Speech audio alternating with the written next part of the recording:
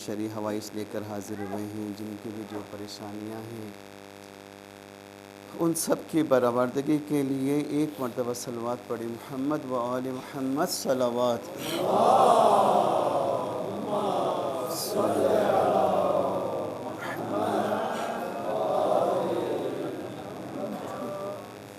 امام موسیٰ کاظم علیہ السلام،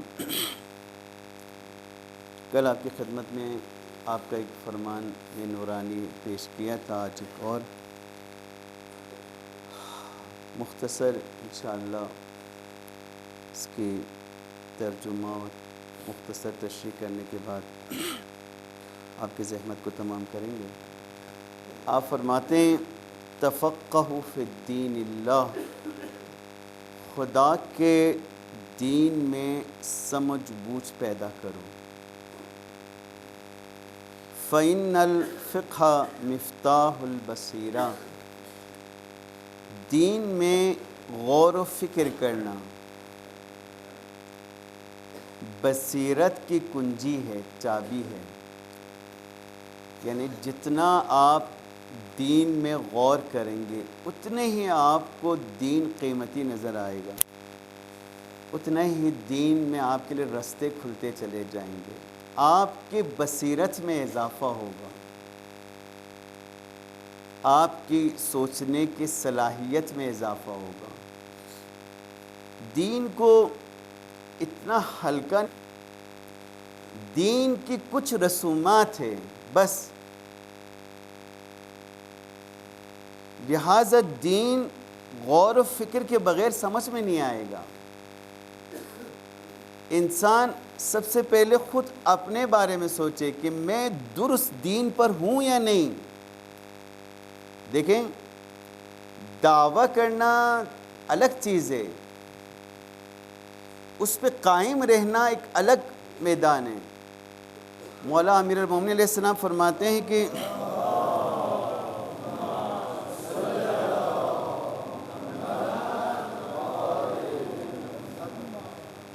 ایمان 3 چیزوں کا مجموعہ ہے، 3 چیزیں مل کر ایمان بنتا ہے۔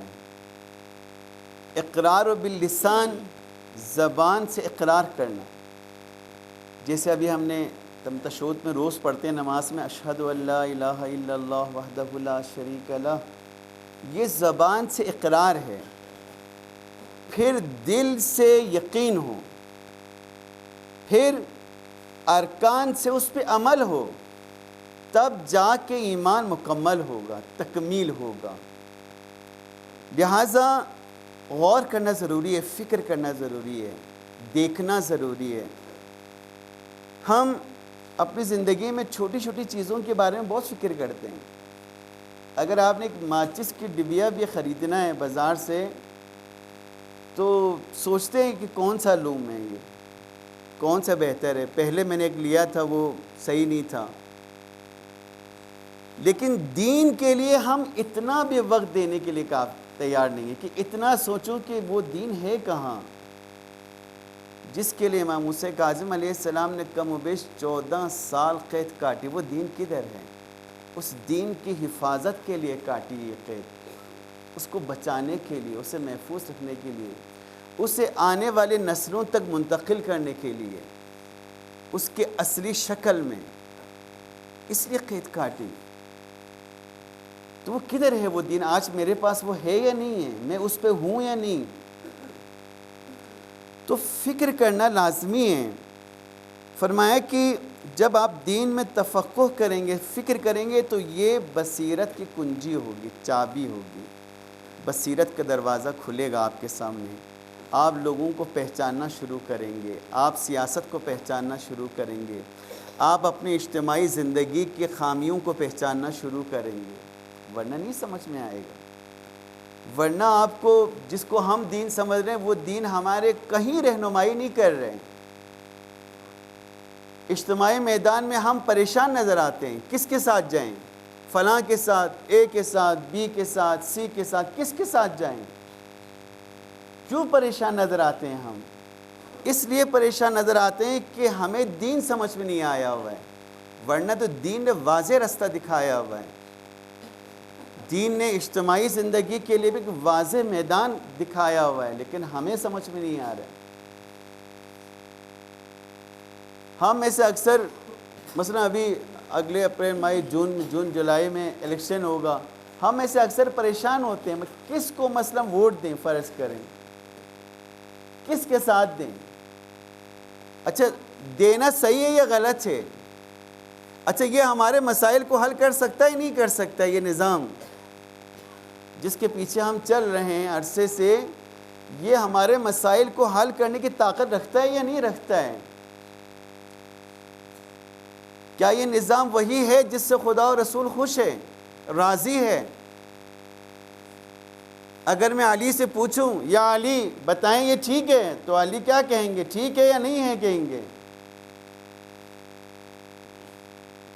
دیکھیں علی علیہ السلام پہ فقط عقیدہ رکھنے سے کوئی مسئلہ حل نہیں ہوگا، یقین رکھ لیں کوئی مسئلہ حل نہیں ہوگا۔ عقیدہ رکھنے سے مسئلہ حل نہیں ہوتا، میدان عمل میں علی سے پوچھنا ہوگا کہ یہ ٹھیک ہے یا نہیں۔ ہمارا سارا زور ماضی پہ ہوتا ہے، بس انہوں نے غلط کیا انہوں نے صحیح کیا، میں تو کچھ نہیں ہوں۔ یقین جانے ہم سے مثلا ابھی 2026 شروع ہو گیا ہے، ہم سے 2026 میں جو بلتستان میں پاکستان میں رہنے والے شیعیان علی سے ماضی کے بارے میں کبھی سوال نہیں ہوگا۔ مثلا یہ سوال نہیں ہوگا ہم سے کہ امام موسیٰ کاظم 14 سال قید رہے، آپ کدھر تھے؟ یہ نہیں پوچھا جائے گا۔ آپ نے کیوں مدد نہیں کی؟ آپ نے دین کی مدد کیوں نہیں کی؟ یہ نہیں پوچھا جائے گا ہم سے۔ ہم سے کیا پوچھا جائے گا قیامت کے دن؟ ہم سے کیا سوال ہوگا؟ ہم سے سوال ہوگا کہ جب تم اتنی بڑی طاقت تھے، اتنی بڑی اجتماع تھی تمہاری، تم نے دین کو کیوں ترک کیا؟ ہم سے یہ پوچھیں گے۔ تم بلتستان میں 5 لاکھ سے زیادہ بڑی آبادی کے مالک تھے، جب امام موسیٰ کاظم علیہ السلام کی شہادت ہوئی تو بغداد میں آپ کے جسد خاکی کو، جسد اطہر کو وصول کرنے والا کوئی نہیں تھا۔ وہ زمانہ تو نہیں ہے یہ۔ یہاں ایک تشییع جنازہ آتا ہے تو ہزاروں لوگ جمع ہو جاتے ہیں۔ ابھی آپ نے دیکھا وہ جو ہمارے بچے تھے جو منقبت خان نوح خان جو ہے، جب ان کا تشییع جنازہ ہوا تو لاکھوں لوگ جمع ہو گئے، ہزاروں لوگ جمع ہو گئے۔ تو ہم سے آج کے متعلق پوچھا جائے گا کہ جب تم طاقت میں تھے، جب تم کثرت میں تھے، تم نے دین کو کیوں چھوڑا؟ تم نے دین کو کیوں تنہا کیا؟ تم نے دین کو کیوں بے قیمت جانا؟ جبکہ تمہارے تمام مسائل کا حل اس دین میں تھا۔ امام فرماتے ہیں کہ بصیرت کی کنجی ہے۔ پھر فرماتے ہیں کہ وہ تمام العبادہ، عبادت کا کمال ہے دین میں سمجھ پیدا کرنا۔ عبادت کا کمال، عبادت کامل ہوگا۔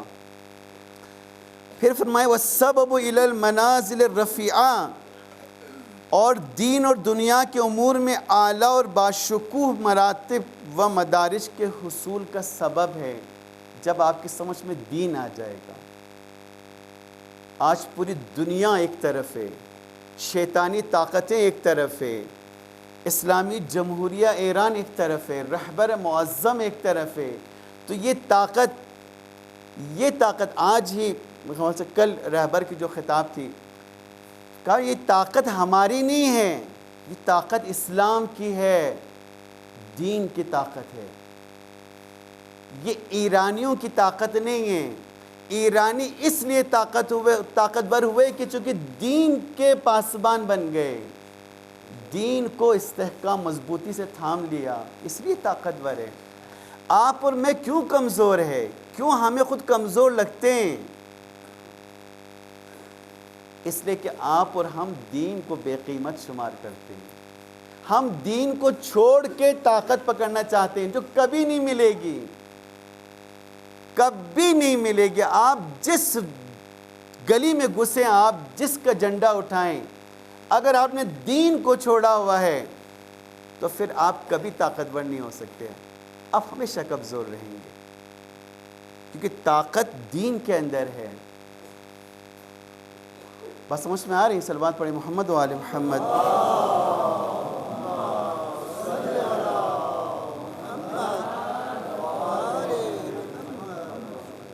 لبنان کے شیعہ، میں نے کل ڈاکٹر مصطفیٰ چمران کا ذکر کیا، سب سے کمزور تھے. لبنان میں سب سے پست کام وہ لوگ کرتے تھے، شیعہ کرتے تھے. وہاں کے جو کوئی نہیں کرتے تھے نا، وہ کام وہ کرتے تھے. جسے آج ہمارے یہاں مثلا پاکستان میں جائیں گے تو یہ جو سیوریج کا اور باقی صفائی کا نظام کے لیے پورا ایک طبقہ ہے جو یہ کام کرتے ہیں. لبنان میں شیعہ یہ کام بھی کرتے تھے، یہ کام بھی کرتے تھے. شیعہ تھے، عزاداری کرتے تھے، مجلس بھی کرتے تھے، محرم میں جلوس بھی نکالتے تھے، لیکن دین کو نہیں سمجھا تھا. دین سمجھ میں نہیں آیا ہوا تھا کہ دین ہے کیا چیز، دین میں کتنی طاقت ہے. جب انہیں سمجھایا گیا اور انہوں نے اس کو سمجھا تو آج دیکھیں دنیا کی ایک بہت بڑی طاقت ہے.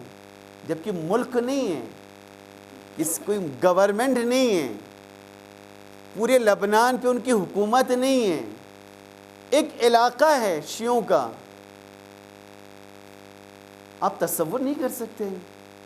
گورنمنٹ کچھ اور ہے، الگ ہے، سکہ کسی اور کا چلتا ہے. اس کے باوجود لبنان کے اندر ایک ایسی طاقت جس سے اسرائیل جیسا جنگی مشین گھبراتا ہے.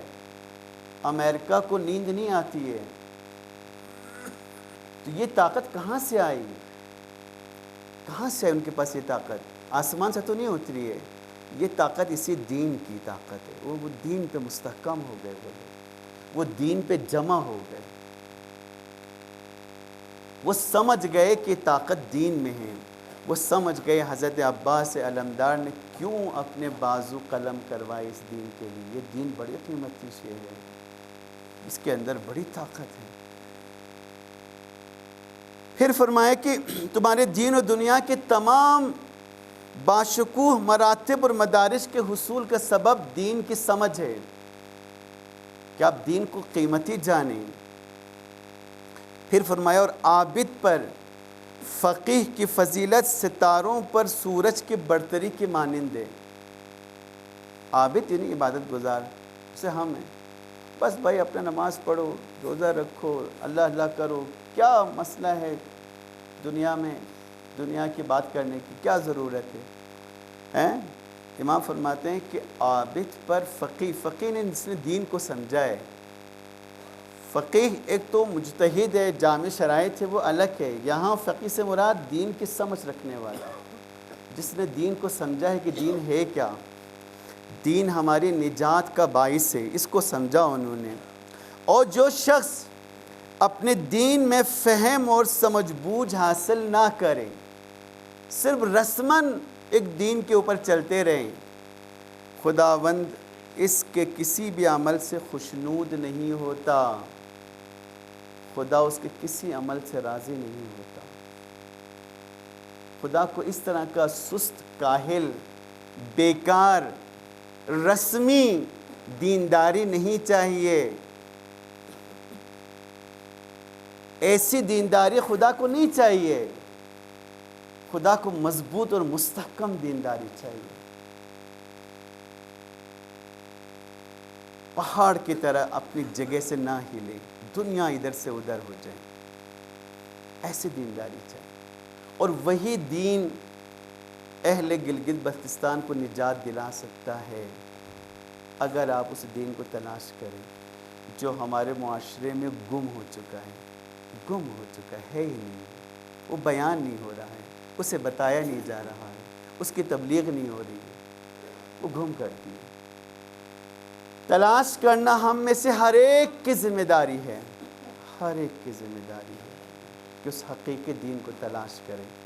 اپنے معاشرتی مسائل کو اس دین کے ذریعے سے حل کرنے کی کوشش کریں، تو انشاءاللہ وہ دن دور نہیں ہے کہ امام موسیٰ کاظم علیہ السلام کی وہ زحمتیں، وہ مسائل جو آپ نے برداشت کیے، اس کا ثمر انشاءاللہ بلوچستان میں بھی نظر آئے گا، جی بی میں بھی نظر آئے گا، پاکستان میں بھی نظر آئے گا، اس کا ثمر نظر آئے گا جب ہم دین کو سمجھیں گے۔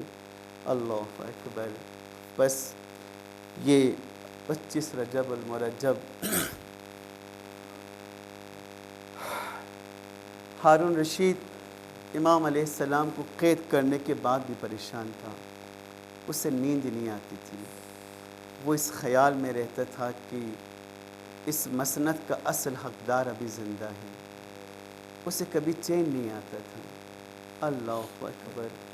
ایک مرتبہ جب آخری مرتبہ آپ کو قید کیا گیا تو سندیپ بن شاہق نامی غیر مسلم داروغہ تھا، اس کے قید میں آپ کو حوالہ کر دیا گیا۔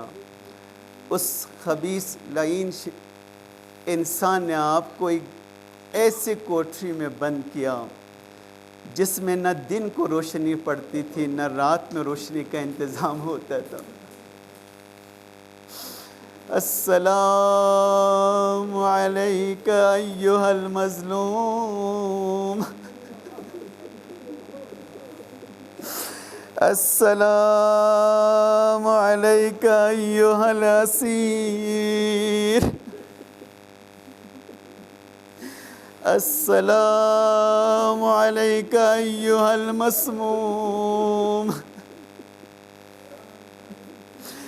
اللہ اکبر۔ اس حالت میں بھی امام کی زندگی انہیں قبول نہیں تھا۔ ایک مرتبہ یحییٰ برمکی نے اس زندان بان کے پاس اس زمانے کا سب سے تیز زہر اس کے حوالے کیا اور اسے بڑے انعامات اور اعلیٰ درجے کے عہدے دینے کا لالچ دیا، اسے تیار کیا یہ زہر امام علیہ السلام کو کھلایا جائے۔ ایک مرتبہ آج وہ دن ہے جب آپ کو زہر دیا گیا، آپ کی حالت غیر ہونے لگی۔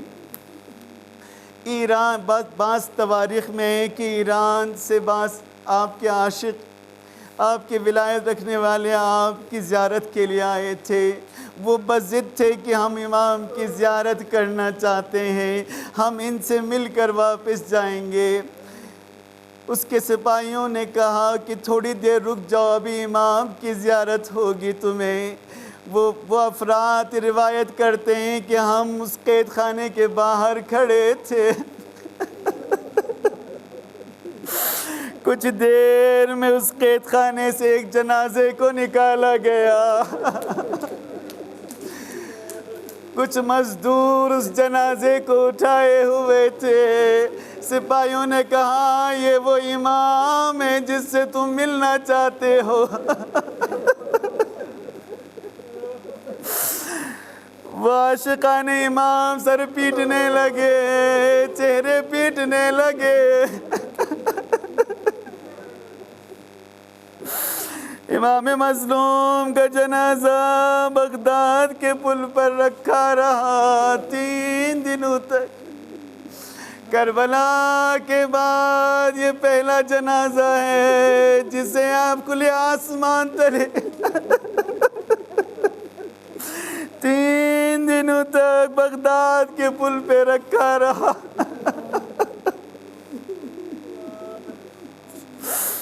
علی رحمت اللہ قوم الصالحین وسیعلم الذین ینقلبون۔